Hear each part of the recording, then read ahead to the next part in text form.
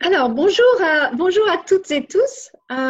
Bienvenue dans cette webconférence organisée dans le cadre de la 17e Université d'été francophone en santé publique, en partenariat avec la Société française de santé publique.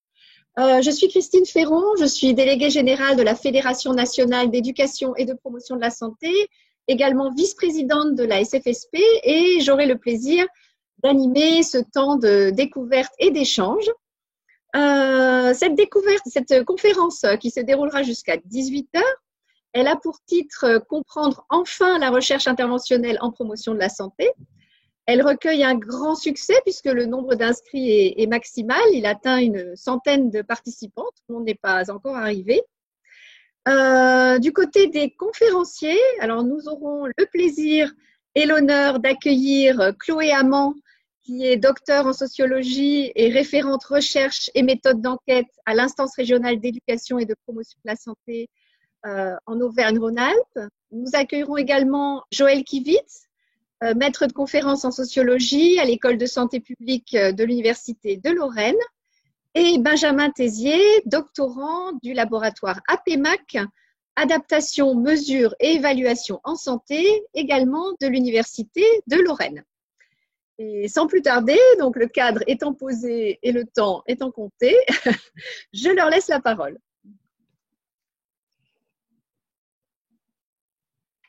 Bonjour à tous. Bon, je crois que vous êtes assez nombreux là. Je vois 59 participants déjà. Je pense que nous avons encore quelques personnes qui vont nous rejoindre.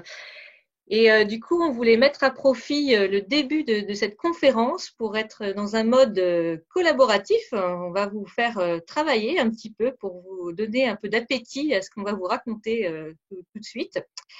Donc, on va vous faire un petit exercice. Alors, la base, c'est qu'en fait, pour agir en prévention, on va se poser deux questions. On va déjà regarder la situation. On va essayer de bien la connaître. Quel est le problème auquel on se confronte, qu'est-ce qu'on va chercher à résoudre. Et puis, un deuxième pan de réflexion, c'est quelle stratégie on va utiliser pour essayer de résoudre les choses, quels sont les leviers d'intervention qu'on va mobiliser comme efficaces pour résoudre la première partie, le problème. Et donc, on a Louise Potvin qui a théorisé autour de ça. C'est une chercheuse québécoise qui est spécialisée en recherche interventionnelle sur la santé des populations.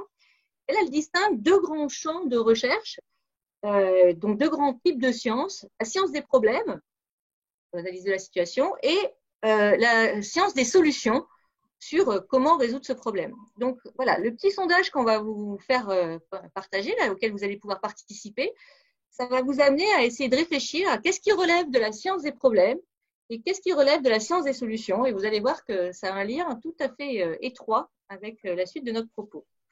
Donc, Amandine, si tu peux lancer le petit sondage, je vous invite tous à prendre 3 minutes. Comme ça, en plus, on aura des derniers participants qui vont arriver. 3-4 minutes pour répondre à ce petit sondage.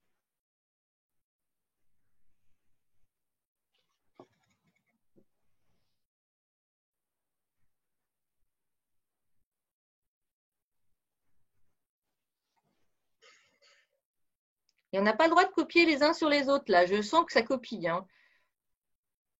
Ah non, vous ne pouvez peut-être pas voir les réponses, mais moi, je vois, ça copie, ça copie.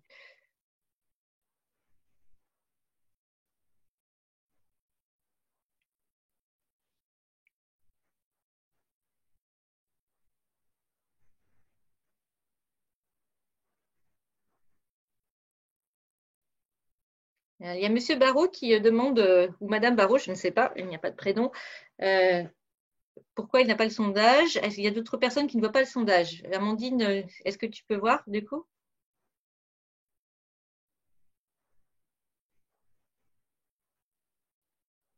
Normalement, le sondage, il s'affiche sur votre écran. Et donc, il faut valider et vous devriez avoir la suite des questions. Est-ce que tout le monde, ou alors c'est parce que tout le monde n'a pas voté. Amandine, est-ce que tu peux passer à la question d'après?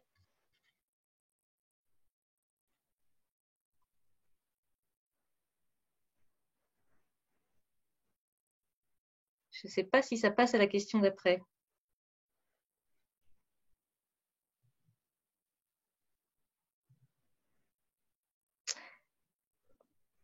Alors, tout le monde a eu les résultats, mais c'est…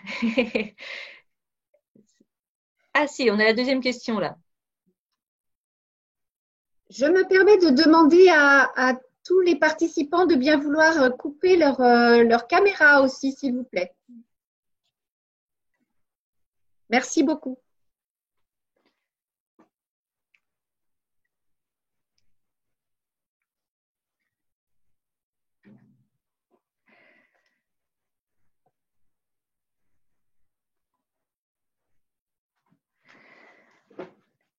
Alors, donc là, c'était alors que chez les hommes, la consommation de tabac a notablement baissé depuis les années 70, passant de 60% à 40% en 2010, celle des femmes a continué d'augmenter pour atteindre 30% de fumeuses en 2010. Alors, est-ce qu'il s'agit de la science des problèmes ou de la science des solutions? Est-ce que ce résultat est un résultat de science des problèmes ou un résultat de science des solutions? J'imagine qu'il faut que tout le monde vote parce que sinon, on ne peut pas passer à la question suivante. Ça ne met pas la pression déjà, hein.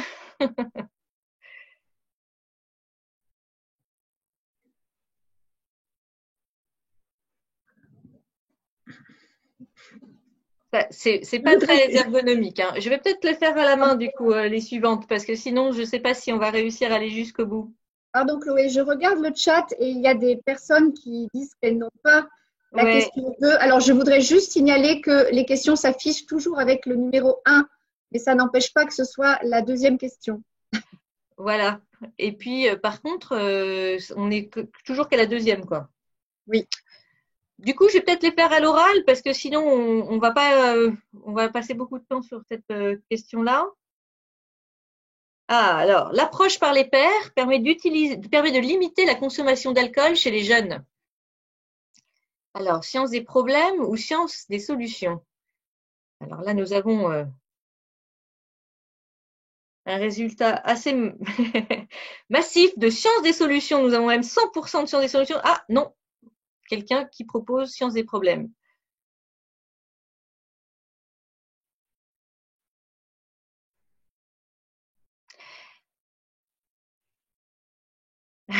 C'est bien parce qu'il y a aussi les personnes qui ne peuvent pas répondre sur le sondage qui répondent dans le chat. Alors, donc effectivement, là, on est plutôt sur une science des solutions, hein, avec l'approche par les pairs qui permet de limiter la consommation. C'est comment on va résoudre le problème de consommation chez les jeunes? Eh ben, par exemple, en mobilisant l'approche par les pairs. Donc, on est bien du registre de la science des solutions. Alors, la suite. Est-ce qu'on a la question d'après? Seulement un jeune sur 5 pense qu'il est dangereux de fumer dès la première cigarette et 1 sur 4 lorsque l'on fume occasionnellement. Donc là, on est sur une question sur les représentations des jeunes. Et effectivement, on est plutôt du côté de la science des problèmes. Alors, il y a quelqu'un qui s'est exprimé du côté de la science des solutions. Est-ce qu'il peut dire quelque chose dans le chat? Pourquoi ça lui semble plutôt être la science des solutions?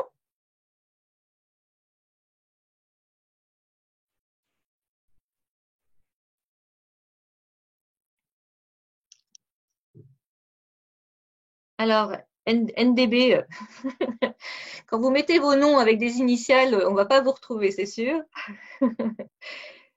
Donc, la science des solutions, ben, là, on est quand même plutôt sur une analyse qualitative, hein, des représentations des jeunes, mais on ne sait pas forcément comment on va intervenir là-dessus. C'est-à-dire qu'on a une idée de ce qu'ils pensent, qui nous aide à avoir une analyse de la situation, mais on ne sait toujours pas comment on va intervenir auprès d'eux pour changer ça. Par contre, on voit que agir sur leur représentation pourrait être une idée. Donc, on voit qu'on est un peu à la frontière dans ces endroits-là. Voilà. Si ça pouvait passer à la question d'après, ce serait super. Voilà. D'après l'expertise collective de l'INSERM AFSET de 2008 et selon les modèles utilisés, entre 2,2% et 12,4% des cancers du poumon chez les fumeurs et les non-fumeurs survenant par an en France pourraient être attribuables au radon domestique. Est-ce que là, on a affaire à une science des problèmes ou à une science des solutions? Donc, est-ce que c'est l'analyse de la situation ou c'est comment résoudre ce problème? Alors, nous avons quelques personnes qui sont quand même du côté des sciences des solutions. Notre interlocuteur Barreau nous dit qu'effectivement, c'est plutôt du côté des problèmes, mais je suis assez d'accord avec lui. En l'occurrence, là, c'est pareil, à un moment donné, on a des éléments sur le problème, mais ça ne nous dit pas comment on va intervenir sur ce problème-là. D'accord? Et en plus, on a quelque chose qui, ce qui est assez intéressant, c'est on peut penser que ce serait attribuable au radon domestique. Domestique, c'est un résultat qui est dans l'état actuel des connaissances, tout porte à croire que, mais on n'a pas des choses complètement sûres. Voilà. Donc là, on est plutôt sur la science des problèmes. 14% des étudiants et 9% des lycéens ne se protègent jamais lors des rapports sexuels. Alors, science des problèmes ou science des solutions? Alors là, ça a l'air d'être assez majeur du côté des sciences des problèmes. Et donc, effectivement, c'est plutôt une donnée statistique qui permet d'établir qu'effectivement, on a un problème de santé publique de ce côté-là, c'est qu'il y a un problème de pratique lors des rapports sexuels concernant le port du préservatif. Donc là, on est assez clairement du côté de la science des problèmes. Ça ne nous dit pas comment est-ce qu'on va changer cet état des choses. Ça nous dit quel est l'état des choses et quel est le problème. Donc, on est bien sur la science des problèmes.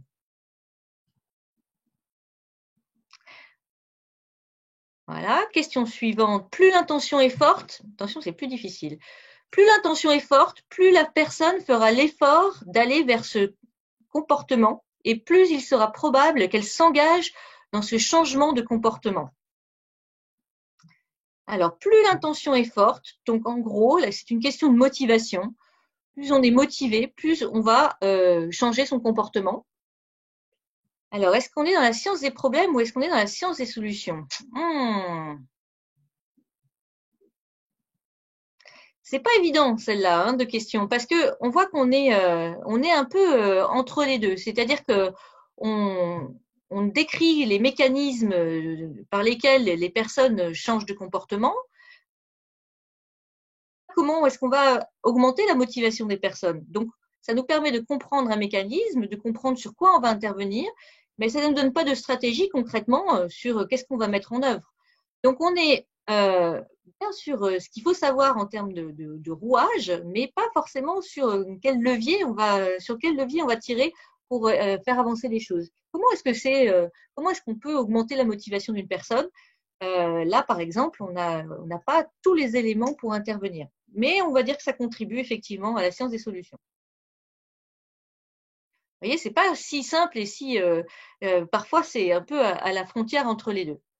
Il est recommandé d'agir sur les perceptions erronées que les jeunes ont du tabac, c'est-à-dire sur l'influence sociale qui en sont à l'origine. Alors là, on est sur quelque chose clairement sur de l'intervention. Il est recommandé d'agir sur les perceptions erronées que les jeunes ont du tabac. Et même plus précisément, on va travailler sur la question des influences sociales. C'est-à-dire que là, l'idée, c'est d'intervenir à cet endroit-là pour améliorer les perceptions des jeunes du tabac et donc leur consommation de tabac. Donc, on est bien sur la science des solutions.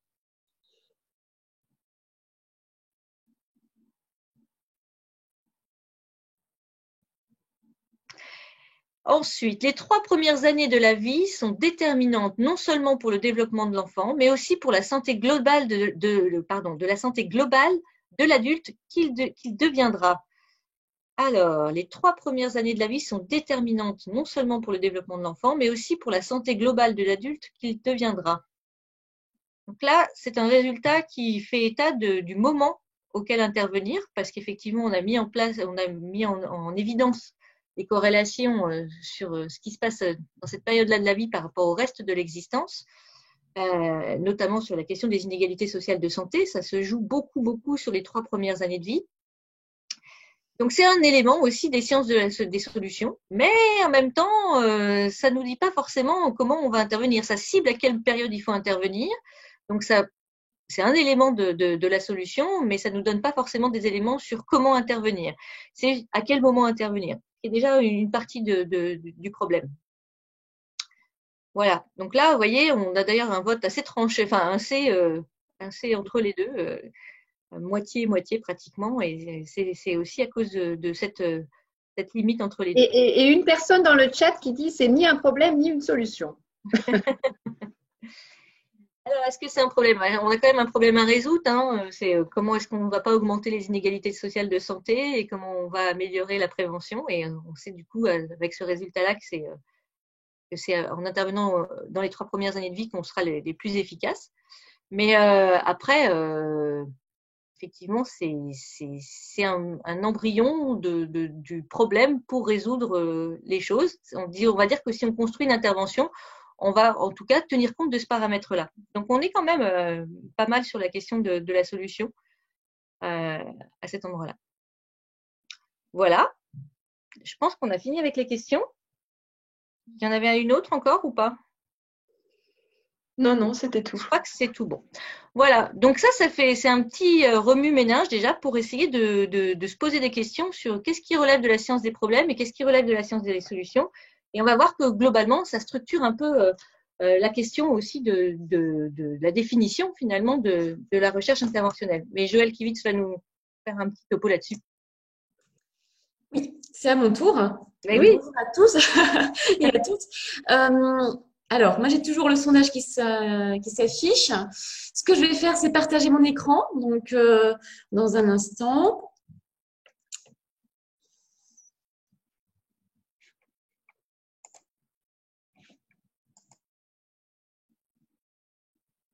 Vous devriez voir mon écran. Voilà. J'espère que c'est bien le cas. Chloé, c'est bien le cas? Vous voyez mon écran? Oui, on le voit bien. D'accord, ok. Eh bien, écoutez, je vais passer en diaporama, du coup. Et donc, j'ai la mission, là, pendant un quart d'heure, de vous parler de recherche interventionnelle et de vous donner quelques définitions, quelques termes, quelques points de repère et puis terminer sur les enjeux de la recherche interventionnelle en promotion de la santé.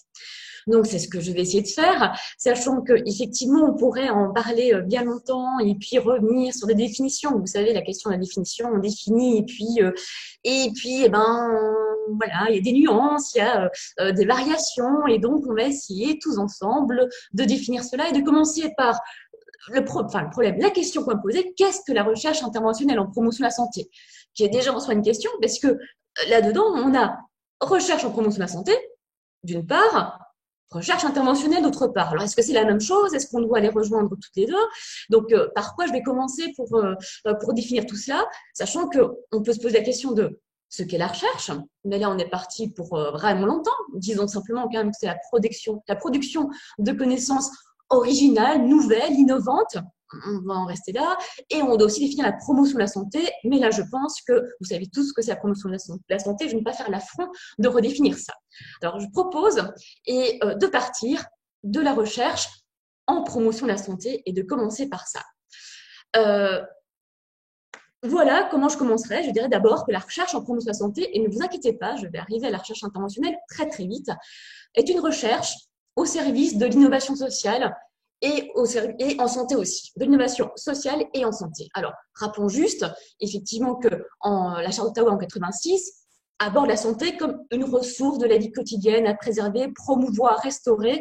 C'est des choses que vous connaissez. Mais lorsqu'on a dit ça dans les années 80, ça interrogeait quand même à ce moment-là la manière dont on produisait les connaissances sur la santé des populations.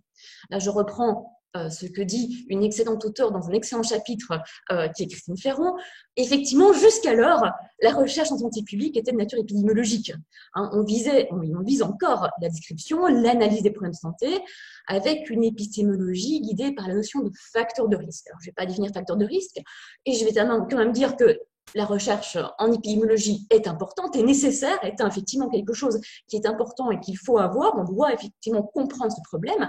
Mais lorsqu'on s'intéresse à développer la recherche dans le champ de la promotion de la santé, c'est aussi s'intéresser à cette ressource de cette vie quotidienne, ce qu'il faut promouvoir, qu'il faut restaurer, qu'il faut maintenir. Et donc, effectivement, la manière dont nous produisons les connaissances jusque-là, eh bien, ne permettent pas finalement de développer un champ de recherche qui permette d'aborder le sujet qui est celui de la promotion de la santé. Alors, effectivement, Chloé a fait l'exercice auparavant. L'idée, quand même, de la recherche en promotion de la santé, c'est d'avoir de pouvoir, au final, in fine, proposer, développer des interventions efficaces à partir des données issues effectivement de la recherche. Et donc, juste regarder les causes, eh bien, ça ne permet pas de fournir les clés pour agir efficacement. Chloé a donné quelques exemples de ce type-là, et il faut faire de la recherche autrement. Et effectivement, on va vers la science des solutions. Alors, je reprends ici, effectivement, ce qu'a dit Louise Potvin et puis d'autres auteurs. Et Louise Potvin, dit d'abord, part de ce point de départ en disant qu'effectivement, il y a un mythe tenace et pernicieux en santé publique, selon lequel la connaissance des mécanismes et des facteurs de risque des maladies constitue un savoir suffisant pour planifier des interventions de prévention et de promotion de la santé des populations. Je pense que si vous êtes tous à cette conférence, c'est que vous êtes d'accord avec ça et que probablement ce n'est pas suffisant, qu'il faut faire autrement. Donc voilà pourquoi elle apporte cette idée de science des solutions, que devrait être la recherche en santé publique finalement, et forcément en promotion de la santé, face à une science des problèmes qui serait la recherche épidémiologique et biomédicale.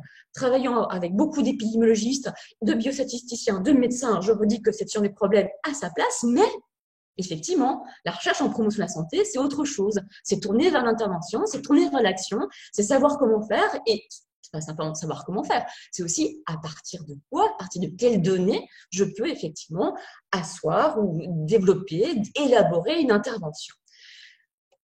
Alors, une recherche au service de l'innovation sociale en santé, donc effectivement innover pour pouvoir produire des résultats qui vont viser l'amélioration de la santé de la population, ça a quand même une grande application. Alors, je dis au pluriel, mais en fait, une grande application qui est qu'il faut penser les schémas de recherche autrement. Tout simplement, et c'est tout simplement, et c'est tout ça. Et tout cela, c'est aussi surtout et avant tout avec le terrain, en partenariat avec le terrain. Ça veut dire quoi ça? Ça veut dire d'abord que les priorités que la recherche va se donner ou les orientations de la recherche, eh bien finalement, elles doivent être définies ou élaborées au regard des besoins sociaux. C'est-à-dire qu'on doit avoir effectivement un écho dans une activité sociale, de santé ou autre d'ailleurs, et c'est là effectivement où la recherche va finalement s'ancrer, s'orienter et où les priorités vont être données. Ça, c'est une première chose. Deuxième chose, c'est une recherche contextualisée. Alors, dit comme ça veut tout dire et rien dire, contextualisée.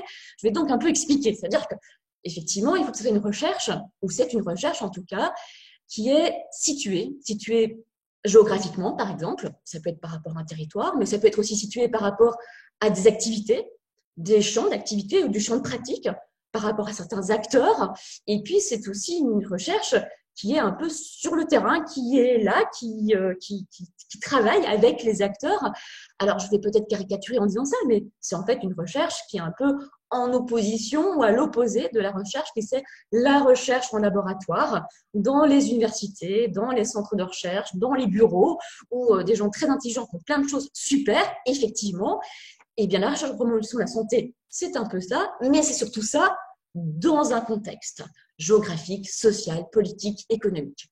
Troisième chose, eh bien, ces connaissances qu'on va produire dans ce type de recherche, elles sont directement réintroduites auprès des acteurs et décideurs.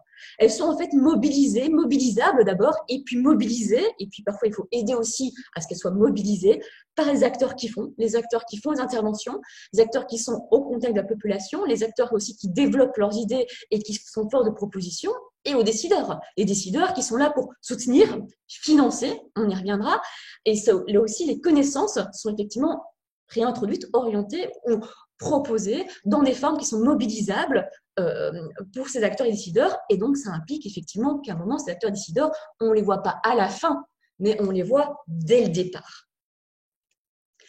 Alors, recherche en promotion de la santé, recherche interventionnelle.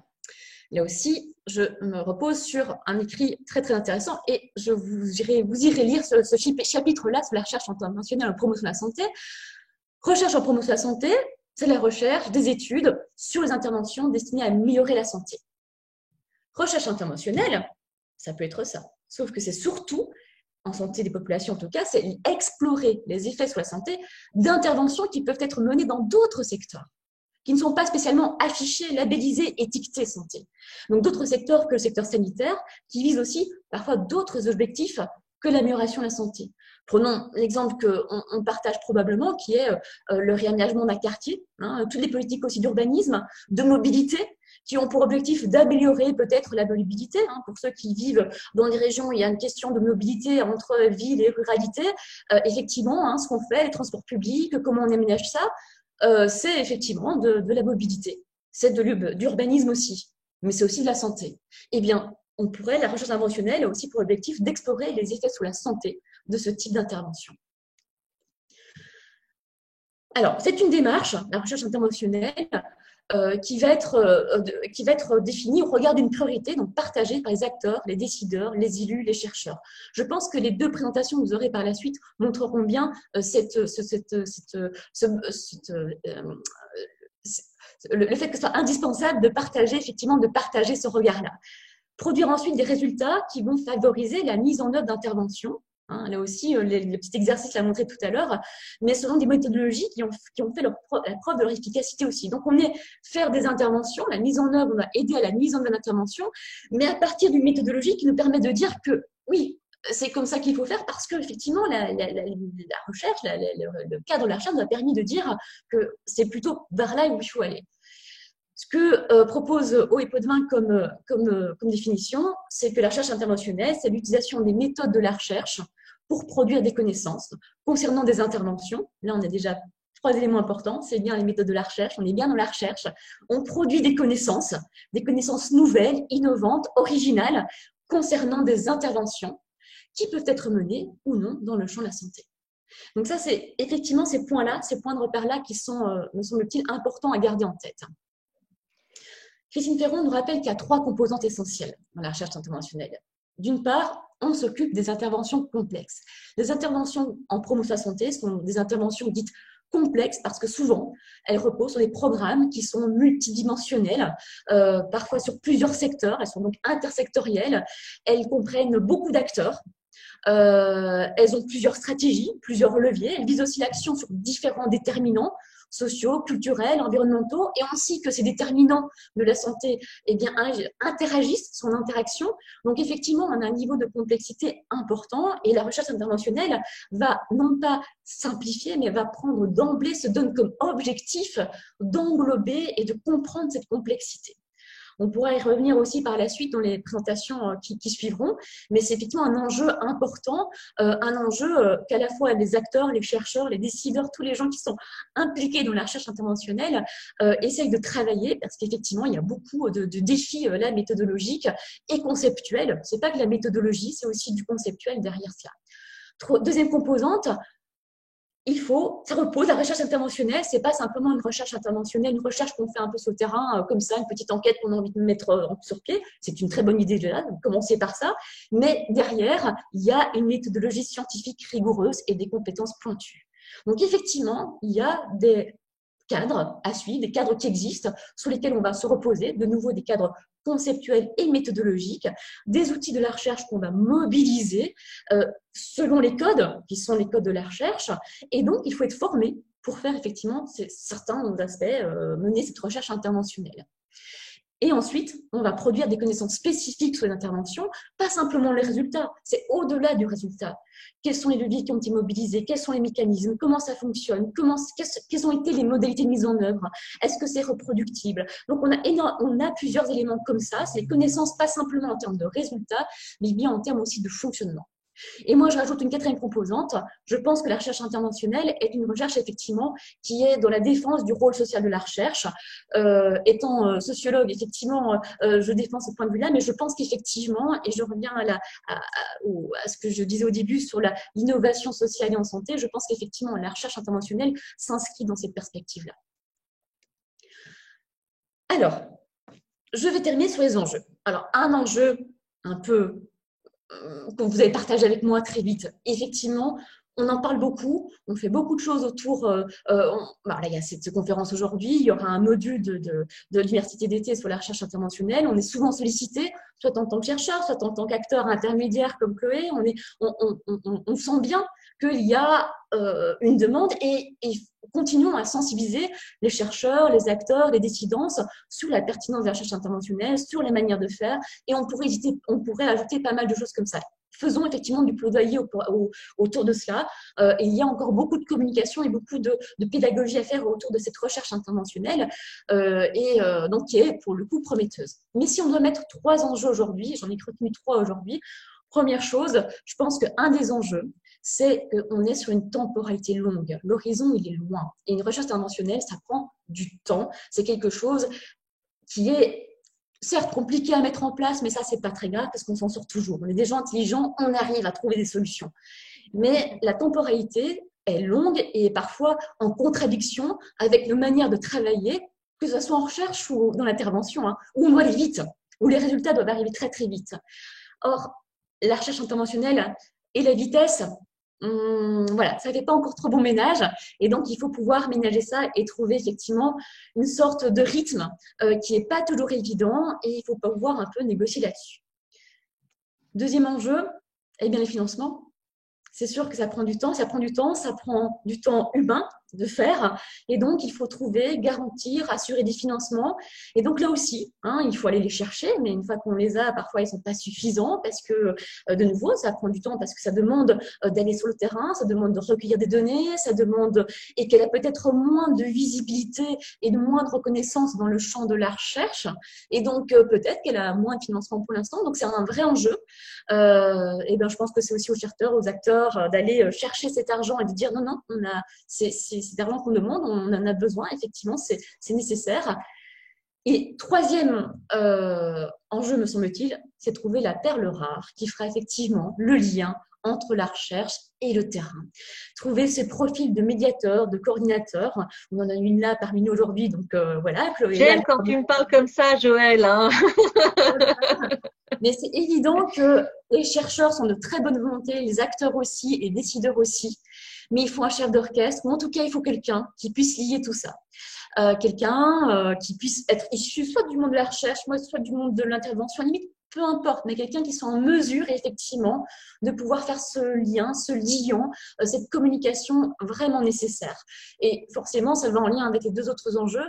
C'est parce qu'on est dans une temporalité longue qu'il faut quelqu'un comme ça aussi, et parce qu'il y a aussi un aspect de coordination logistique, financière, budgétaire derrière, et qu'il faut quelqu'un qui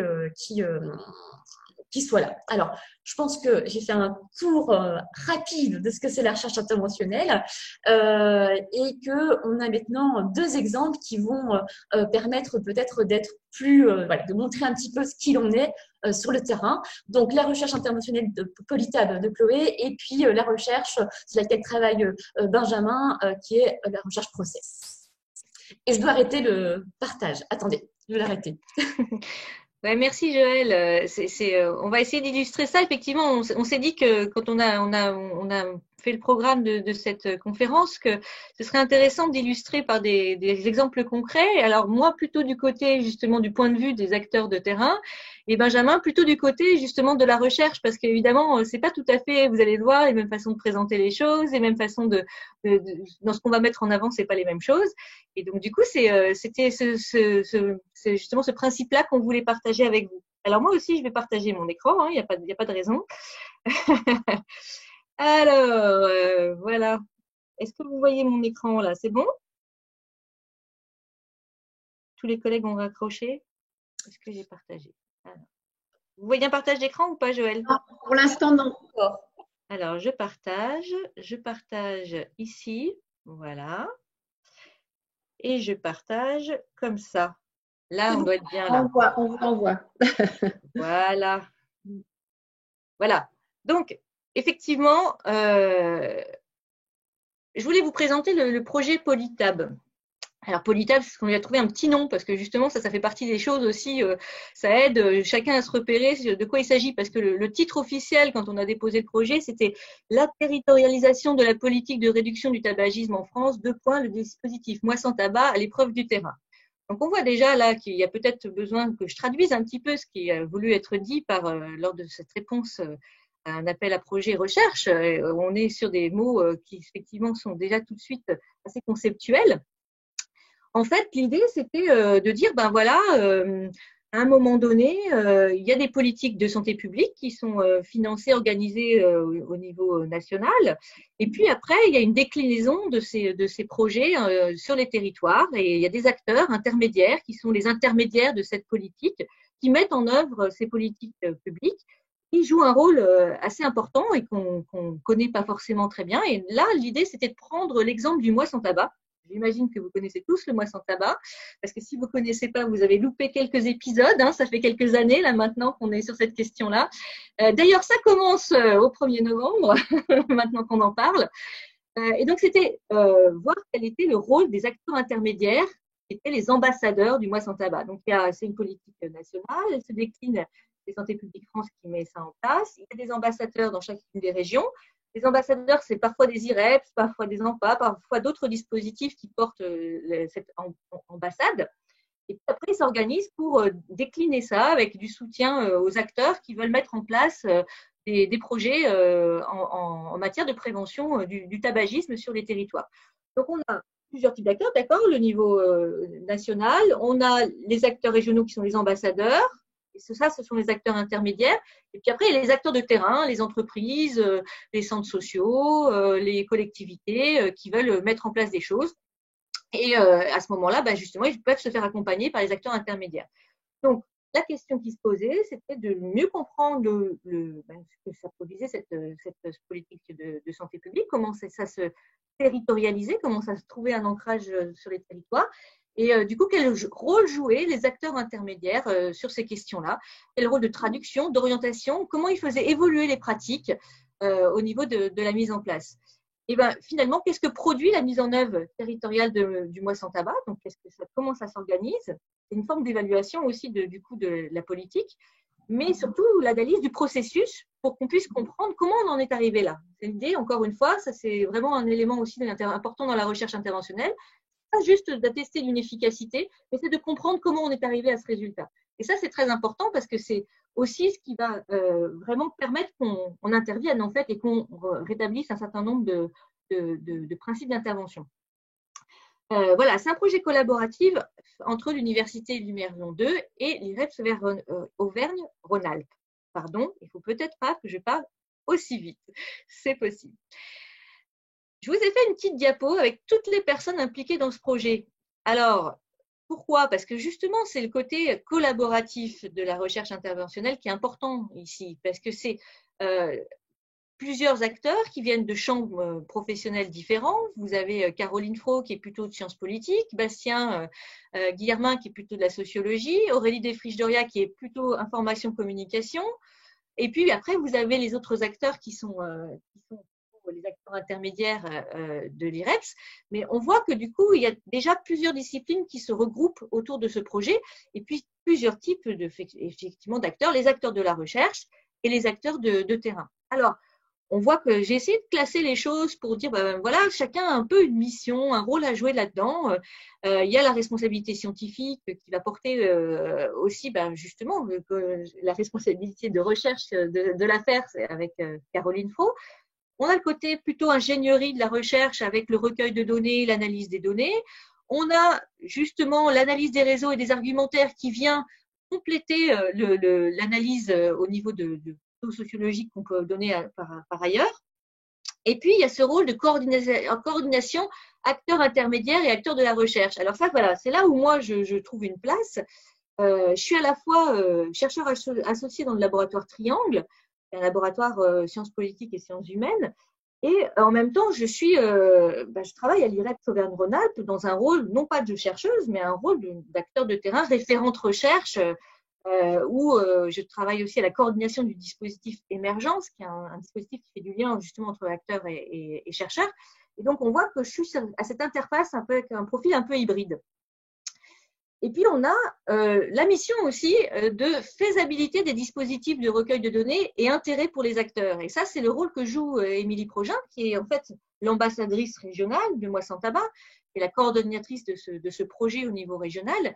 Et on se rend compte que Émilie, là, dans le rôle qu'elle joue dans cette équipe mixte de recherche et de suivi de projet, bah, c'est de dire, oh là, vous voulez ci, vous voulez ça, mais ça, vous ne pourrez pas l'obtenir, c'est trop compliqué, là, en termes de recueil de données, on n'y arrivera pas, ou ça, c'est intéressant pour vos chercheurs, mais nous, ça n'a pas vraiment beaucoup d'intérêt par rapport à notre pratique. Et donc, vous voyez, c'est cet endroit d'ajustement entre, justement, la dimension recherche de l'intérêt pour la théorie des choses, et puis l'utilité sociale aussi de cette recherche et de ce que ça va pouvoir engager. Je ne sais plus comment tu avais appelé ça, Joël, le rôle social de la recherche, je crois, hein, c'est ça. Voilà. Donc, on est sur cette question-là aussi. On pourrait rajouter faisabilité, recueil des recueils de données, intérêt projet et rôle social, garante du rôle social de la recherche. Et puis, de l'autre côté, on va retrouver Émilie Progin parce qu'elle met en œuvre le projet sur le territoire avec tous ses ambassadeurs Moi Sans Tabac sur les départements, dans tous les départements, les 12 départements de la région Auvergne-Rhône-Alpes. Donc, ça en fait du monde, hein, quand même, pour le coup. Et donc, on a séparé les choses en deux grandes équipes, l'équipe suivi de projet et l'équipe plutôt c'est sur l'intervention.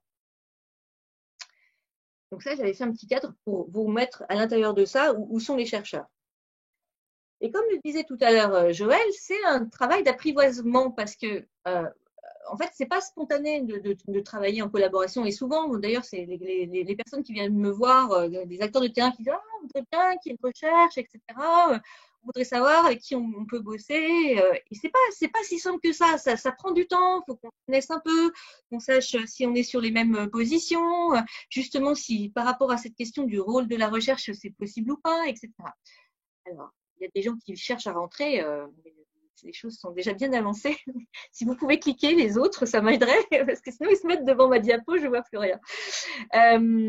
Donc, du coup, ce travail d'apprivoisement, ça tombait bien, on était du même labo avec Caroline. Donc, on avait commencé à faire des petites choses ensemble. Et puis, il y avait cette culture des sciences humaines. Alors, Joël, tu pourras témoigner, mais c'est vrai que moi, mes collègues sociologues, moi, j'ai été formée comme ça. On nous forme à regarder ce qui se fait. On nous positionne dans une position d'observateur qui va rendre compte de ce qui se passe, mais dire ce qu'on en pense et comment on pourrait intervenir sur le problème qu'on a identifié, c'est fortement pas recommandé. Hein. On nous demande même de ne pas y aller, quoi. Parce que là, on serait plus neutre, donc du coup, on ferait plus de la bonne observation. Et tu confirmes, Joël ? Je confirme, mais c'est peut-être pas la science des problèmes. On parle de l'épidémiologie, des biostats qui font la science des problèmes, mais les SHS dans leur laboratoire. Ah oui. Là-dessus, oui. Mais oui, parce que pour moi, c'est aussi quand ils racontent les représentations des uns et des autres, c'est une forme de description du problème qui nous est utile, mais qui nous disent pas comment on va résoudre les choses. Et c'est vrai que du coup, on aurait envie à plein de moments que les gens qui ont fait des études qualitatives, qui ont interrogé des tas de gens, qui ont compris comment ça fonctionnait, donnent leur avis sur comment il faudrait intervenir. Et ça, c'est vraiment quelque chose qui met du temps dans les représentations des chercheurs en sciences humaines, enfin en particulier en sociologie, parce que moi j'ai été élevée là-dedans. Et que c'est pas évident pour eux de changer de position par rapport à ça. Est-ce que vous pouvez faire rentrer les gens qui sont sur les salles d'attente ? Je ne sais pas si vous les voyez. Merci. Voilà. Et donc souvent, c'est une posture où on observe le sujet comme sujet et on ne met pas le sujet comme contributeur. Et moi, je vous avoue que j'ai fait cette bascule de façon au cours des années aussi, à force de traîner mes guettes dans la promotion de la santé, parce que je me suis rendu compte que oui, il y avait une possibilité de co-construction qui était intéressante et que c'était pas si dingue que ça en fait à la base. Et qu'on n'y perdait pas notre foi et en tant que sociologue. Et puis donc on a fait ce travail de repérage des intérêts de l'une et de l'autre, que Caroline elle puisse poursuivre ses objets de recherche, que moi j'étais aussi sur un objectif d'amélioration de la qualité des pratiques. Donc on a bien fait cet état des lieux. On s'est rendu compte aussi que c'était pas les mêmes circuits de décision. Quelque part, Caroline, elle est maître de conférence, donc elle est enseignant-chercheur, donc elle est financée dans son poste en tant que fonctionnaire pour faire de l'enseignement, de la responsabilité administrative et quand il lui reste un peu de temps, de la recherche. Mais en tout cas, c'est dans ses fonctions et elle n'a pas de compte à rendre quelque part sur les directions qu'elle prend en termes de recherche. Elle soit cohérente par rapport au labo, etc. Mais elle peut prendre la décision toute seule. C'est important parce que c'est pas du tout le même schéma de processus de décision au sein de l'association. À l'IREPS, moi, quand j'ai vu cet intérêt-là, j'ai dû repasser par la directrice, par mes collègues, voir si c'était intéressant pour les uns et les autres, voir s'ils étaient partants pour partir dans cette affaire-là. On n'est pas sur 3 minutes, quoi. Vous voyez, ça demande un petit peu de travail aussi de circulation. Donc voilà, ça c'était important. Et puis aussi qu'il y avait des besoins de financement. Le côté ingénierie de la recherche, en vrai, les chercheurs, ils ont peu de temps pour faire du terrain et ils en font comme ils en peuvent. Mais c'est vrai que souvent, il y a besoin qu'il y ait quelqu'un qui s'occupe un peu plus de l'ingénierie de recherche à côté. Donc ça demande des financements spécifiques. Et puis du côté des acteurs de terrain, où on est financé que sur des projets et il nous faut de l'argent en face du temps passé. Et ça, il faut assez clairement le dire dès le départ, sinon on est sur des choses décalées parce qu'on n'est pas dans les mêmes modes de financement. Donc ça, c'est vachement important aussi de l'établir dès le départ. Donc une fois qu'on a eu fait tout ce petit travail avec Caroline, eh ben, on a répondu à des appels à projets. Allez, c'est parti, on y est allé carrément, on a répondu à l'appel à projet tabac en 2019. De l'IRESP, non pas l'IREPS, mais l'IRESP, à ne pas confondre tout de même, l'Institut de recherche en santé publique, avec là pour le coup on avait sorti l'arsenal, la comparaison entre 2 régions, Occitanie, Ara, avec justement pourquoi, parce que c'était des porteurs de moisson tabac qui étaient différents. Nous on était IREPS, promotion de la santé, sur une approche du coup promotion de la santé. Et puis de l'autre côté, c'était Epidor qui était plus adossé à un institut de cancérologie, donc plutôt dans le champ du soin, du sanitaire et du soin, et qui eux aussi développaient le moisson tabac depuis quelques années. Donc c'était intéressant de voir si l'origine, on va dire la culture professionnelle des porteurs, elle est différente. Est-ce que le rôle d'intermédiaire est différent? Est-ce qu'on n'a pas les mêmes réseaux d'acteurs? Est-ce qu'on n'a pas la même façon de traduire les choses? Et qu'est-ce que ça donne du coup en termes de mise en œuvre sur le territoire? Donc là, on était parti, 15 chercheurs, 12 dans le comité scientifique, parce que si on évaluait les effets, il fallait qu'on ait aussi cette observation par l'extérieur, qu'on était bien en train, parce que quelque part, on était en train de travailler sur notre propre pratique, donc c'était intéressant qu'il y ait ce regard extérieur, pour garantir que le regard était aussi distancié, des acteurs de terrain, une vingtaine d'acteurs de terrain, etc. Bon, on n'a pas été financé sur ce projet-là. Il faut dire que c'est compliqué, hein. Faut dire les choses. À un moment donné, on nous a demandé aussi de cet appel à projet qui fait 25 pages, qui soit rédigé en anglais, par exemple.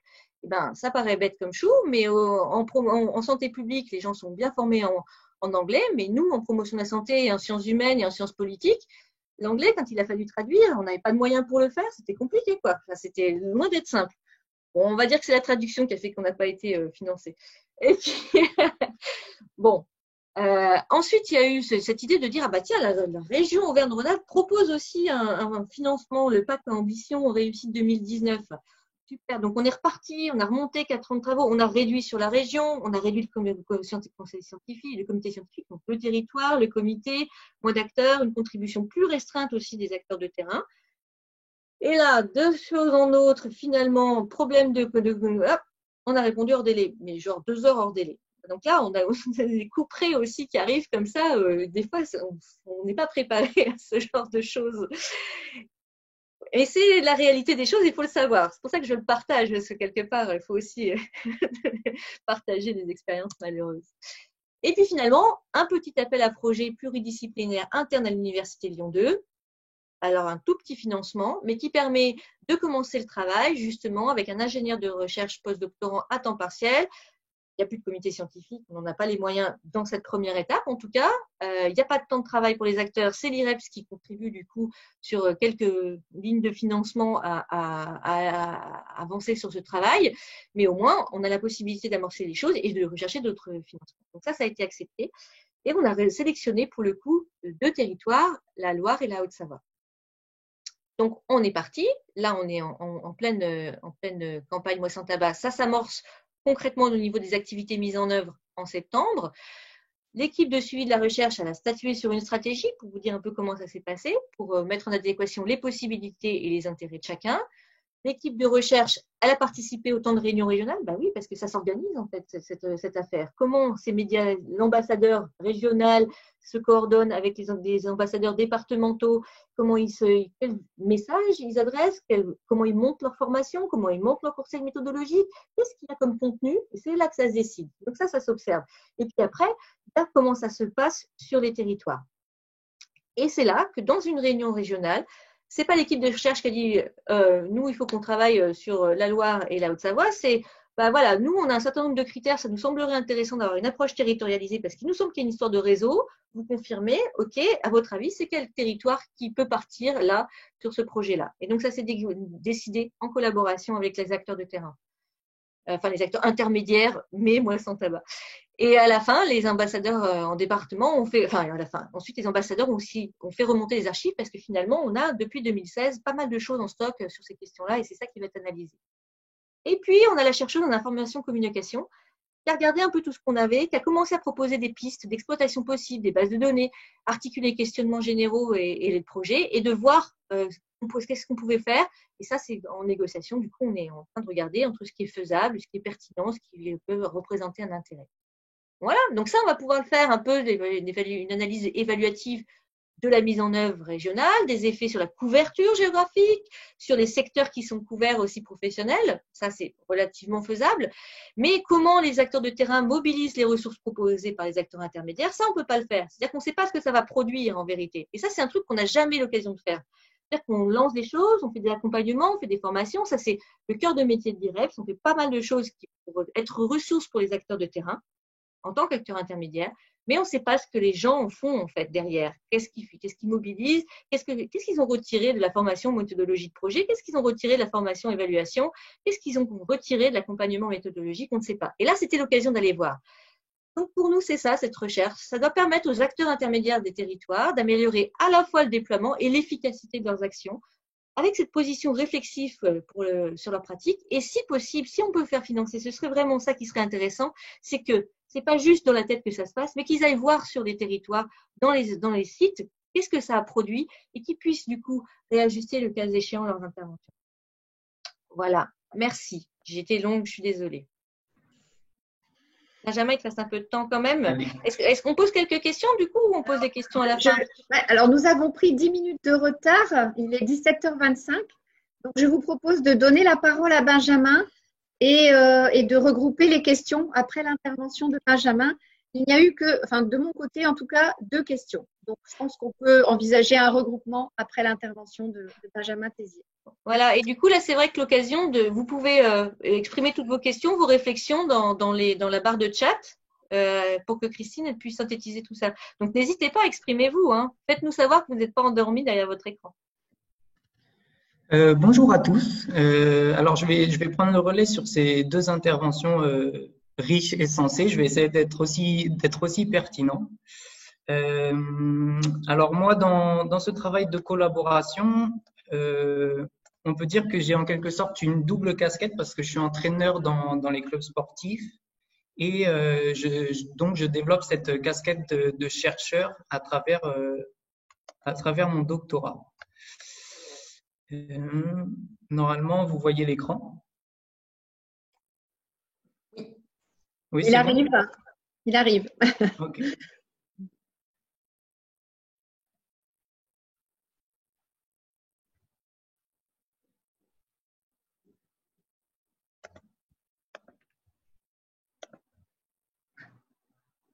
On est bon?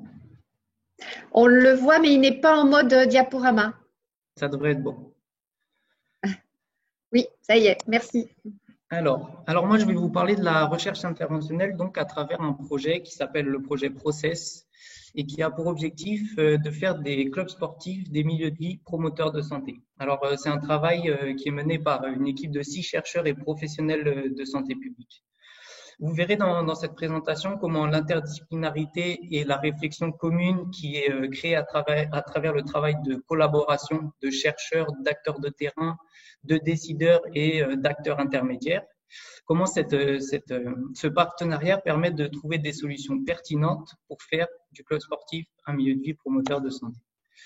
Je vais rapidement contextualiser. Alors, la promotion de la santé est définie comme le processus qui permet aux individus d'améliorer ou d'augmenter le contrôle qu'ils ont sur leur santé.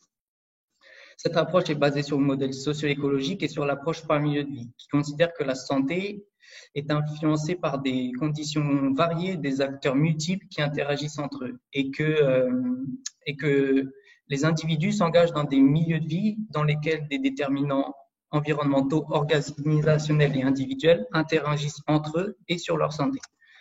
Alors, ce concept s'est développé ces dernières années dans les différents milieux de vie et très récemment dans le club sportif, notamment parce qu'il détient un fort potentiel, parce qu'il touche beaucoup de monde et à tout âge, et aussi parce qu'il est déjà engagé dans cette démarche de santé, notamment par rapport aux activités physiques et sportives qu'il propose.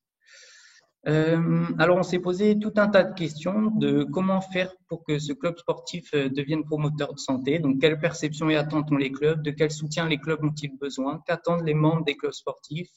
Quelles stratégies sont déjà utilisées pour promouvoir la santé? En fait, tout un tas de questions qui sont venues justifier la pertinence d'une co-construction et co-réflexion donc de chercheurs, d'acteurs de terrain, d'acteurs intermédiaires et de décideurs, pardon. Cette co-construction va donc permettre de sensibiliser chacun des parties prenantes de ce travail de recherche. Il va permettre d'adapter l'intervention et le travail parce qu'on travaille avec des personnes qui sont directement confrontées aux problématiques et ça va permettre notamment de donner du poids à ce travail. Alors voici le projet Process, ce sont les différentes étapes qui ont été faites et qui sont en cours, donc je passe très vite parce que c'est ce que je vais vous présenter. Alors le travail s'appuie sur une première revue systématique qui a identifié comment l'approche par milieu de vie était appliquée dans les clubs sportifs. Cette revue a permis de remarquer que les interventions étaient principalement menées auprès de publics masculins dans des sports collectifs, que les interventions étaient axées sur un seul comportement ou un seul niveau dans le club sportif et non sur l'ensemble, qu'il n'y avait pas d'outils non plus de mesure de cette promotion de la santé. Par contre, d'un côté positif, on a vu qu'il y avait un nombre d'études dans ce domaine, que les interventions depuis 2011 étaient cette fois-ci axées sur l'ensemble du club sportif et surtout, cette revue a identifié 14 lignes directrices pour faire du club sportif un milieu de vie promoteur de santé. Et on a aussi un modèle socio-écologique adapté au club sportif, donc avec 4 niveaux, niveau individuel, micro, méso, macro. Je ne rentre pas dans les détails. Et donc, dans cet ensemble qu'est le club sportif, on a des déterminants organisationnels, environnementaux, socio-économiques qui viennent interagir. Alors, à la suite de cette revue, la première étape a donc été de créer un questionnaire qui permettait de mesurer cette promotion de la santé. Alors, l'équipe de chercheurs a d'abord compilé des items qui venaient de questionnaires précédents dans des études antérieures et les a adaptés au modèle du club sportif.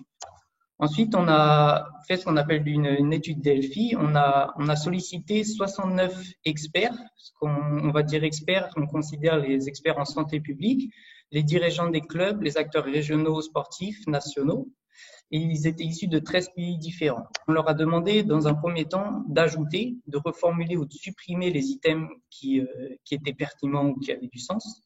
On leur a demandé aussi de noter l'importance, la pertinence et la faisabilité de chacun de ces items. Dans une deuxième phase, ils ont dû réévaluer et ils ont eu la possibilité de modifier ces items. Et enfin, on leur a demandé, on a fait avec eux, on a adapté ces items au modèle du club sportif, donc à chacun des déterminants et des niveaux que je vous ai présentés précédemment.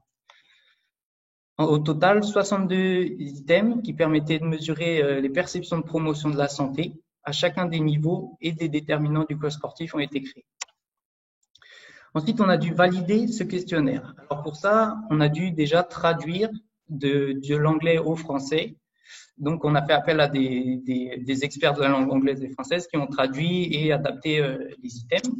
On a proposé à 38 acteurs du club sportif, donc là, c'était dirigeants, entraîneurs et pratiquants sportifs, de donner leur avis sur la clarté et la pertinence de chacun des items et de, si besoin, amener des suggestions et de modifier ces items. Et en l'occurrence, il y a une réponse « je ne sais pas » à ce questionnaire qui a été ajouté. Ensuite, on a validé scientifiquement ce questionnaire. Donc, on l'a transmis à 430 acteurs du club sportif, encore une fois, dirigeants, entraîneurs et pratiquants, qui ont répondu au questionnaire. Et on a donc recueilli les résultats pour mesurer les taux paliers et plafonds. Et on a aussi comparé cette variable de promotion de la santé à d'autres variables comme l'intention d'abandon qui était précédemment dans des études antérieures associées. Ensuite, l'étape suivante était de créer un cadre d'intervention. Alors, on s'est appuyé sur les 14 stratégies de la revue systématique. On les a adaptées au modèle du club sportif. Et pour chacune des stratégies, en fait, on a créé ce qu'on appelle des composants d'intervention, ce qui permettrait, en fait, de mettre en place la promotion de la santé. On a ensuite soumis ces composants d'intervention et ces stratégies à 3 groupes pluridisciplinaires, donc des étudiants de master STAPS, des professionnels du sport et de la santé et des professionnels de la promotion de la santé suédois. Ils étaient chargés de dire si ces composants d'intervention étaient clairs et de peut-être les redéfinir, mais surtout ils étaient chargés de les classer dans le modèle du club sportif, donc le modèle socio-écologique, donc selon les niveaux et les déterminants. On a donc créé 55 composants d'intervention pour mettre la promotion de la santé dans le club sportif et basé donc sur des acteurs de terrain. Ensuite, on s'est cantonné à analyser les besoins des clubs sportifs. En fait, l'objectif était de recueillir les idées des acteurs concernant la promotion de la santé et comment accroître cette promotion de la santé. On a fait ce qu'on appelle un concept mapping. En fait, 2 groupes, un groupe de 22 acteurs du club sportif, dirigeants, entraîneurs et pratiquants, et un autre groupe de 23 acteurs du sport et de la santé. Donc là, on entend des acteurs des fédérations, de Santé publique France et d'autres instances publiques. Ils ont dû générer des idées, en gros des composants d'intervention, comme on a fait dans l'étape précédente. À la fin de cette première étape, 78 composants d'intervention ont été créés. On leur a demandé ensuite de les classer dans des grandes catégories, ce qui a donné lieu à 78 composants d'intervention catégorisés en 9 classes. Et ensuite, on a demandé de hiérarchiser chacun des composants d'intervention en fonction de l'importance et de la faisabilité. Ce qui nous a donné au total 34 composants d'intervention importants et faisables qui ont été proposés par les acteurs.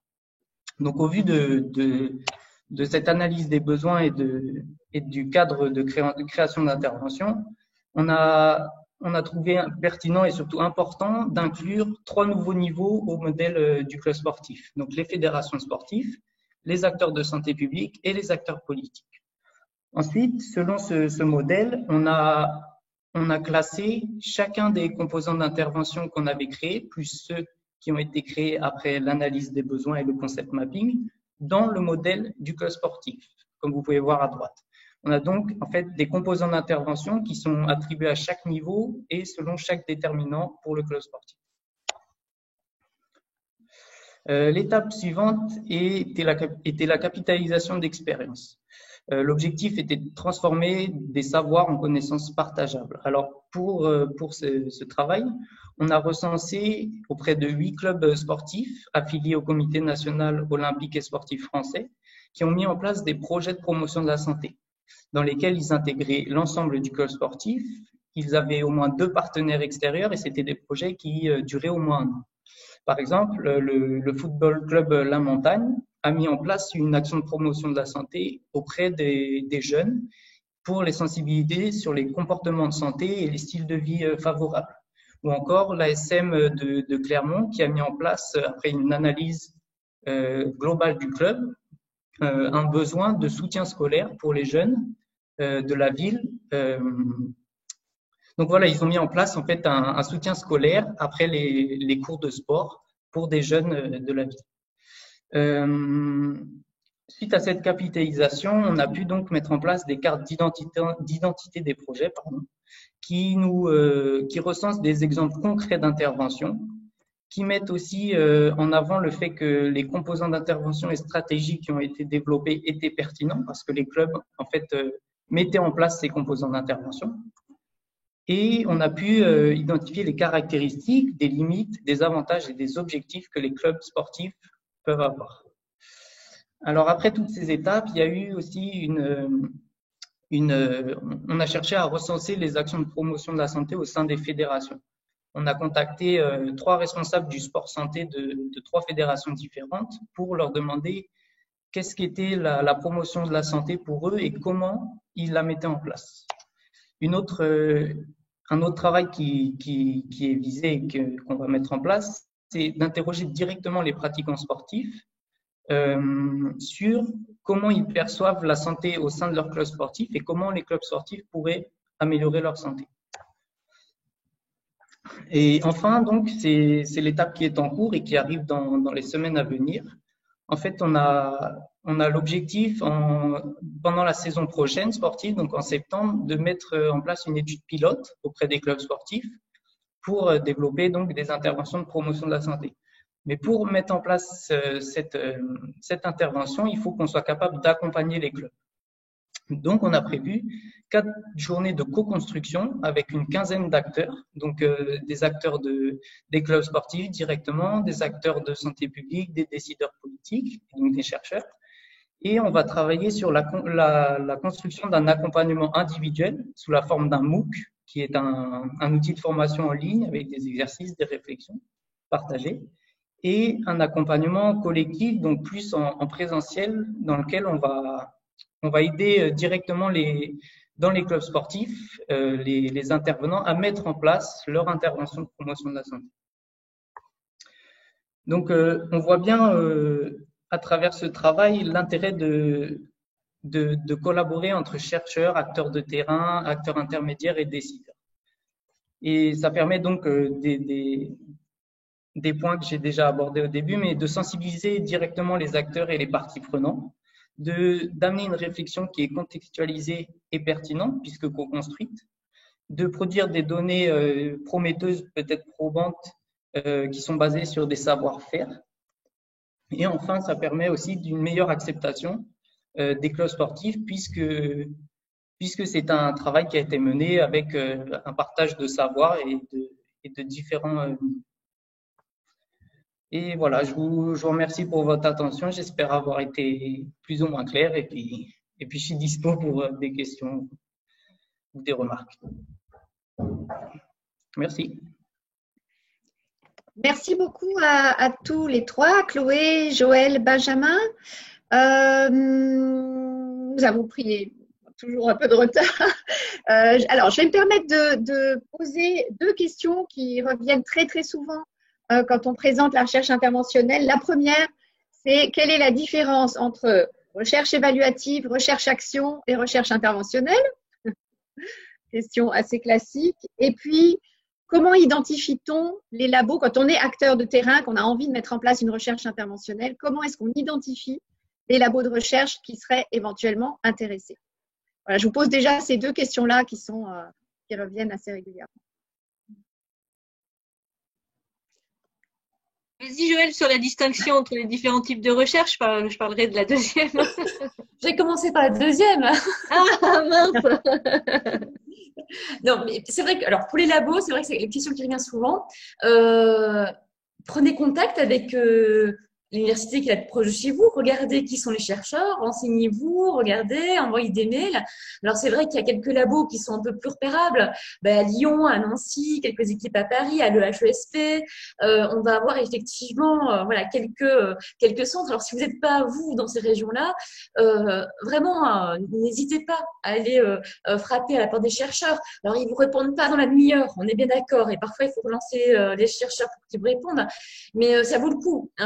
Essayez quand même de voir ça. Et si vous ne savez pas, à la limite, le mieux, c'est maintenant que vous nous connaissez, vous nous demandez, nous, on vous renvoie vers des gens dans vos régions. Parce que vous pouvez passer aussi, voilà, on a nos réseaux aussi, on peut vous aiguiller par la suite. Alors, je vais compléter parce que du coup, moi, j'ai un dispositif émergence et du coup, j'en profite pour répondre à une question qui était au passage. On est quand même une équipe de 5 dans émergence. Elle n'y arrive pas à plein temps, mais en tout cas, on est quand même une équipe. Et ça fait plusieurs années en fait qu'on essaye de collecter un carnet d'adresses de chercheurs qui seraient susceptibles de collaborer sur ce type de projet. Donc, en tout cas, au niveau d'Auvergne-Rhône-Alpes, on est une porte d'entrée. Si vous avez un projet en promotion de la santé et que vous souhaitez mettre en place une recherche interventionnelle autour de votre projet, on peut tout à fait étudier le projet. On a fait plusieurs accompagnements, des réponses à des appels à projets, ce genre de choses-là, ou au moins de mettre en contact les gens. Pour le coup, là, en tout cas, en Auvergne-Rhône-Alpes, c'est possible. Il y a d'autres dispositifs d'appui au niveau national qui développent de plus en plus ce type de possibilités. Donc, n'hésitez pas. Je sais qu'il y a plusieurs participants là aujourd'hui qui s'étaient inscrits et qui font partie des autres dispositifs d'appui. à contacter les IREPS, promotion santé de votre territoire. Parfois, ça peut être des portes d'entrée intéressantes aussi, parce que c'est vrai que c'est pas facile de s'y repérer quand on est acteur de terrain, sur savoir à quel chercheur on va faire appel, les différents types de disciplines. Il faut se plonger dans les travaux des uns et des autres, et c'est pas évident. Il n'y a pas vraiment de label recherche interventionnelle, ou alors c'est recherche interventionnelle, mais du côté soins sanitaires, qui est une autre acception. Là, vraiment, la recherche interventionnelle en promotion de la santé, c'est quand même des toutes petites choses qui commencent vous voyez, à prendre de l'ampleur, mais c'est pas encore très très bien repéré, identifié. Enfin, je pense que du coup, c'est vrai qu'il y a des portes d'entrée. Voilà, Joël, elle a un très bon carnet d'adresses. Nous, on commence à en avoir aussi un au niveau régional. Faut pas hésiter à nous solliciter. Si on peut, on vous orientera. Alors, sur la question, donc j'ai donc combien de temps? Non. Alors, recherche-action, recherche interventionnelle et recherche évaluative. Alors, je vais prendre. Je pense qu'on peut avoir des définitions. Alors, effectivement, c'est proche. Déjà, soyons clairs, on est effectivement sur des recherches qui se ressemblent, qui sont pas tout à fait pareilles. Moi, j'ai tendance à dire que la recherche-action, elle est très ancienne. La recherche interventionnelle, effectivement, c'est pas une revisite, mais en tout cas, s'appuie sur un des appuis de la recherche-action qui a une grande tradition en sciences humaines, en sciences sociales, qui est effectivement de travailler avec les acteurs pour que les acteurs puissent adopter, acquérir finalement une position réflexive sur leurs propres pratiques et en vue de les améliorer. C'est quand même ça la recherche-action. Donc, la recherche interventionnelle, forcément, s'appuie sur des principes qui étaient déjà présents dans la recherche-action, qui datent maintenant des mouvements sociaux des années 60-70. Donc, on est vraiment sur quelque chose qui est ancien, qui est ancré. Et les difficultés qu'on rencontre maintenant en recherche interventionnelle elles existaient déjà à ce moment-là. Donc, on est sur quelque chose, voilà, il y a une tradition importante en sciences sociales, en sciences humaines. Donc, voilà, alors j'ai du mal à distinguer, si ce n'est, alors Christine, tu pourrais aussi peut-être compléter là-dessus, mais moi je le vois comme ça, je ne sais pas Chloé si tu le vois comme ça par rapport à la recherche-action, mais voilà, recherche interventionnelle, pour moi effectivement, il y a le côté ça parle en santé. C'est-à-dire que quand on parle d'intervention en santé, ça a quand même un côté un peu fédérateur parce qu'on va voir effectivement des gens de la santé publique qui vont s'y accrocher. Ça va. Donc effectivement, ça parle pas mal. Alors recherche évaluative, pour moi, la différence, j'espère ne pas me tromper. Recherche interventionnelle, il y a quand même la production de connaissances, il y a toute une exploration autour de l'intervention et en vue du problème déjà, et puis en vue des pistes pour mettre en place l'intervention qu'on va ensuite évaluer. C'est un processus complet. La recherche évaluative va effectivement évaluer l'intervention, on va étudier les mécanismes, les fonctionnements, tout cela effectivement, mais la recherche interventionnelle comprend la partie construction du problème et résolution du problème avec les acteurs. Et effectivement, il y a une sorte de système qui est vraiment qui fonde la démarche de la recherche interventionnelle. Moi, je dirais que effectivement, ce sont des cousins et que si vous voulez savoir qui est qui, venez au module de recherche interventionnelle de l'Université de Besançon, parce que c'est effectivement pour comprendre les distinctions, il faut rentrer quand même dans la cuisine de ces dimensions-là, quoi. Donc, faut aller un petit peu s'y confronter pour vraiment les intégrer, quoi. Oui, c'est pas la même chose tout à fait, mais c'est quand même assez proche. Voilà. Et c'est articulé, quoi. Enfin, en tout cas, si je peux me permettre, à la limite, j'ai coupé la parole à Benjamin. Tu voulais dire quelque chose? Non, pas du tout. Ah, pas du tout. Je vois juste qu'il y a des questions qui arrivent. Voilà. C'est Christine qui s'occupe de ça. et ce que je voulais dire aussi, c'est que finalement, est-ce qu'on a vraiment besoin de savoir si on s'inscrit dans la recherche-action, dans la recherche interventionnelle ou dans la recherche évaluative? À la limite, on s'en fiche un peu. Sciences des solutions, c'est bien, sciences des solutions. Voilà. Je pense que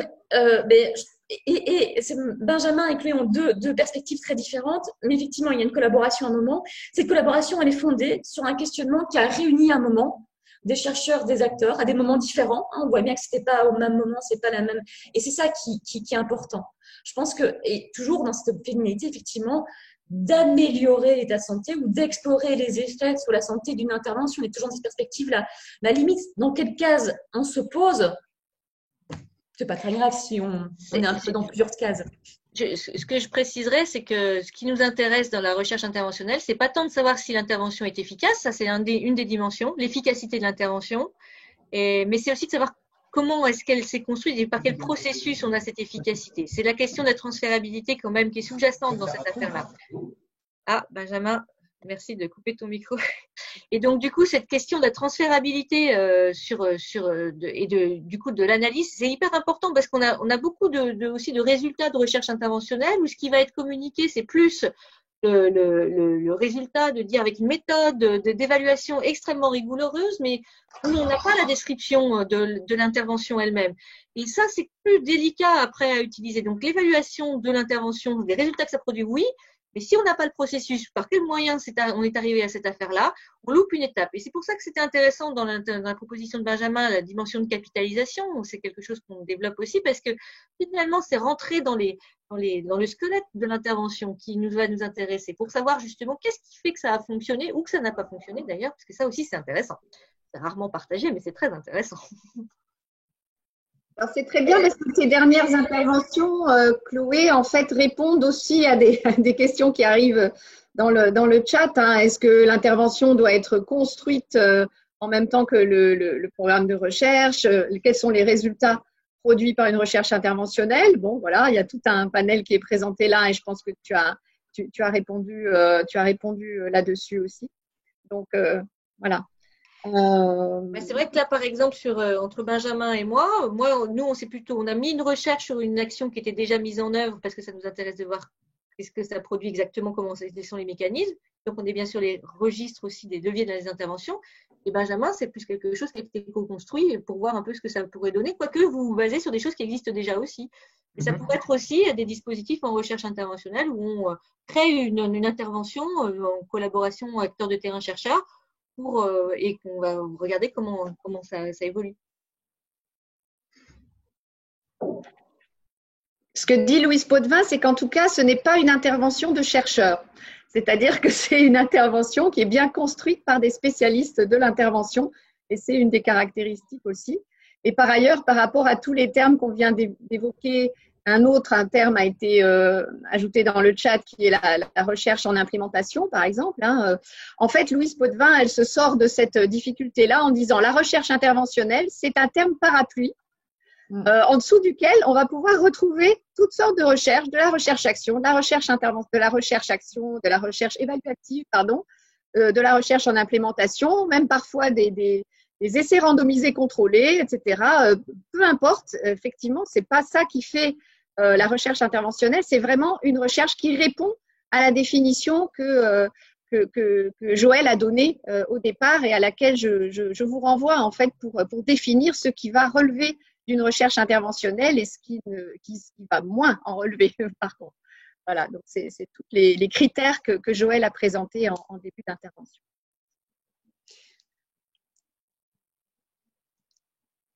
Il y avait d'autres choses, Christine, du coup? Alors, il y avait…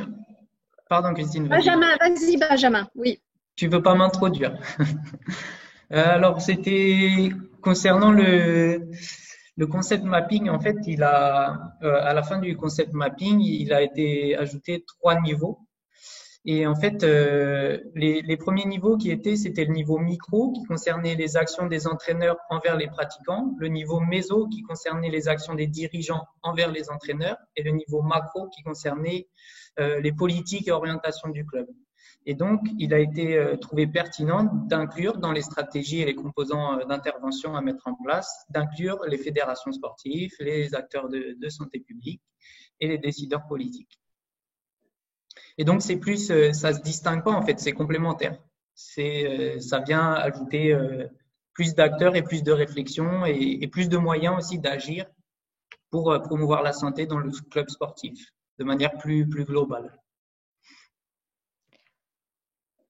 Merci. Alors, il y a eu aussi une question qui porte sur ce que peut finalement mesurer ou évaluer la recherche interventionnelle en promotion de la santé en allant sur est-ce qu'elle pourrait mesurer, évaluer l'atteinte de résultats, par exemple en termes de taux de mortalité, réhospitalisation, etc. On voit bien derrière cette question à la fois la possibilité sans doute de mettre en œuvre des recherches interventionnelles dans le monde du soin, ce qui est une question, Mais aussi, est-ce qu'une recherche interventionnelle peut répondre à des questions aussi larges, sur des résultats aussi larges que, par exemple, un taux de mortalité ou autre?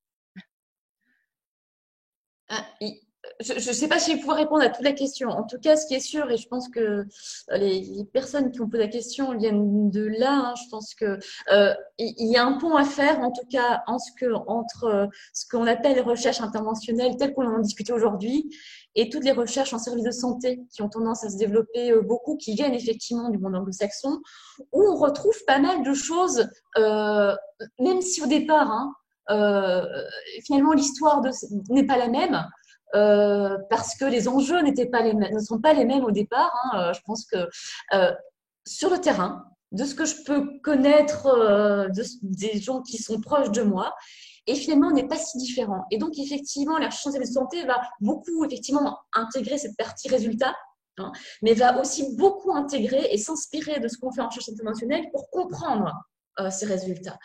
Et je pense que ça, c'est un pont qui doit être fait. Alors, je ne sais pas si c'est un pont, s'il faut. Alors, parfois, les gens se connaissent, hein, mais effectivement, c'est marrant parce que c'est deux littératures différentes, mais quand on les voit, finalement, il y a des choses qui se rejoignent. Et effectivement, les recherches en santé vont avoir des éléments de résultat un petit peu comme voilà, ceux qui ont été évoqués là, et vont intégrer tout ce qui est compréhension des mécanismes, des leviers, des coordinations, des jeux d'acteurs, etc.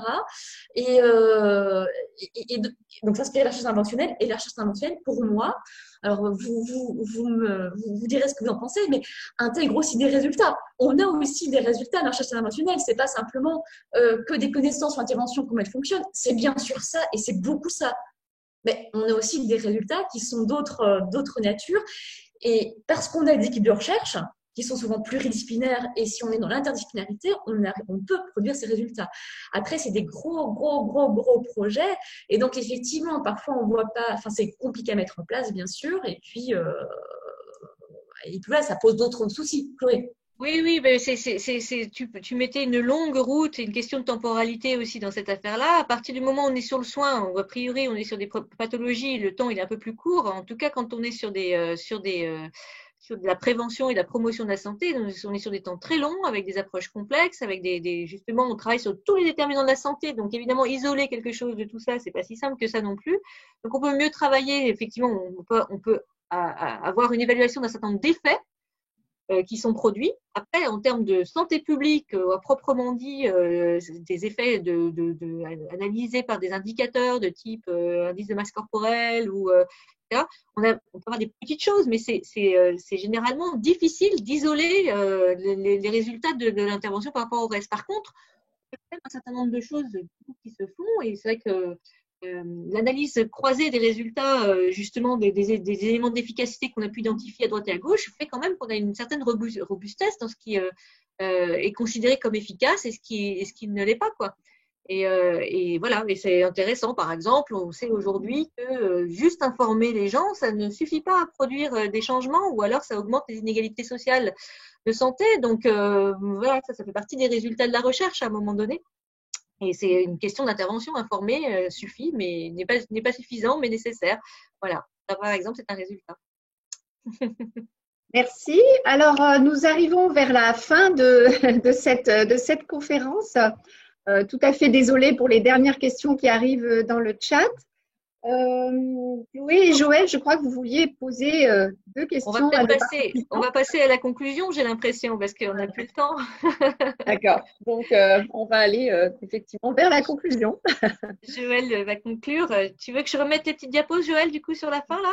Oui, voilà, on n'est pas obligé de mettre en plein écran, mais quand même que les participants puissent voir ça. Donc déjà, on était très heureux d'avoir cet engouement pour cette thématique-là qui, on voit, pose beaucoup de questions. On espère pouvoir y répondre par la suite. Et notamment la question, et comment je fais maintenant? Eh bien, c'est simple. Ah, merci, voilà. Attendez. La suivante. Voilà. Maintenant, j'ai vu des questions sur les accords réglementaires, j'ai vu des questions sur pas mal de choses. Eh bien, vous vous inscrivez au module de recherche interventionnelle de l'Université d'été francophone, Institut public de Besançon, Paradis. Voilà. Deuxième question. C'est dans longtemps. Je suis d'accord, c'est dans longtemps. Mais pas de panique, parce qu'entre-temps, il y a plein de gens intéressants qui vont intervenir au cours des prochains mois, et notamment la prochaine intervention, alors c'est pas sur la recherche interventionnelle, mais vous aurez, alors du coup je vois plein de petits messages, donc je ne sais même pas lire ce que j'écris, mais je sais que c'est le 20 novembre qu'il y aura une webconférence sur la pérédance, donc de collègues qui vont parler de ça, qui vont introduire aussi cette thématique-là. Donc effectivement, vous êtes intéressé par la recherche interventionnelle, mais vous avez plein d'autres conférences en attendant, et on espère vous retrouver, nous, en juillet, lors de cette université d'été en présentiel, bien sûr. Voilà. Voilà. N'hésitez pas, vous pouvez, je sais que Lara Destin, on prend les inscriptions incessamment sous peu en pré-inscription, et à partir de février, il y aura un programme construit. Vous pourrez vous inscrire directement, et puis vous pouvez retrouver les informations sur justement l'Université d'été de Besançon sur le site de la FNES, où sera d'ailleurs proposé en replay l'intervention d'aujourd'hui. Et je crois qu'il y aura aussi un envoi des diaporamas, c'est ça C'est ce qui est prévu, tout à fait. Et oui. ça répond à une demande générale, je crois. Voilà, et donc n'hésitez pas à venir nous poser des questions sur le contenu enfin, en tout cas, l'idée c'est quand même d'essayer justement de vous doter pendant cette semaine-là des éléments qui vont pouvoir vous permettre de vous engager dans une recherche interventionnelle, en particulier justement sur ces types de personnes un peu médiateurs finalement entre les acteurs de terrain et la recherche. On voit que pour que ça arrive à se faire, il y a besoin d'un peu d'acteurs relais qui sachent causer aux chercheurs, se repérer dans cette jungle-là, et qui sachent causer aux acteurs de terrain. Et donc l'idée c'est de vous équiper lors de cette semaine-là des éléments pour mieux comprendre de quoi il s'agit, la question des données probantes, toutes ces choses-là qui vont vous passionner forcément au cours de cette semaine sur la recherche interventionnelle à Besançon. Bon voilà, je l'ai bien vendu là, c'est bien là comme ça.